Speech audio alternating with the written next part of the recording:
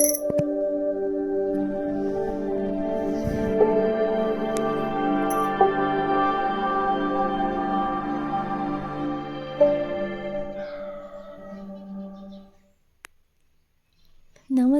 ನೀವು ನೋಡ್ತಾ ಇದ್ದೀರಾ ಚಂದು ಶಿವ್ ವ್ಲಾಗ್. ಒಂದು ಸ್ಮಾಲ್ ವಿಡಿಯೋ ಮಾಡಿದ್ದೀನಿ ನೋಡಿ.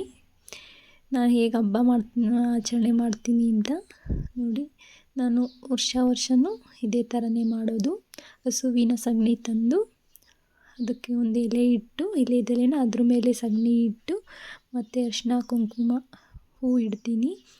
ಹೂವು ಅಂದರೆ ಮುಂಚೆ ಹುಚ್ಚಳ್ಳು, ಅಣ್ಣೆ ಹೂವು ಎಲ್ಲ ಸಿಗೋದು.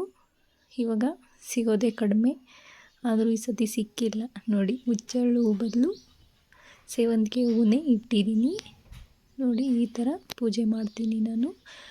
3 ದಿವಸ ಇಡ್ತೀನಿ. 3 ದಿವಸ ಇಟ್ಟು ಸಂಜೆ ಇದರ ಮೇಲೇ ದೀಪ ಹಚ್ಚಿಡ್ತೀನಿ ನೋಡಿ. ನಾನು ಇದೇ ಥರನೇ ದೀಪಾವಳಿ ಹಬ್ಬ ಮಾಡೋದು. Thank you. ಸಬ್ಸ್ಕ್ರೈಬ್ ಮಾಡಿ, ಲೈಕ್ ಕೊಡಿ.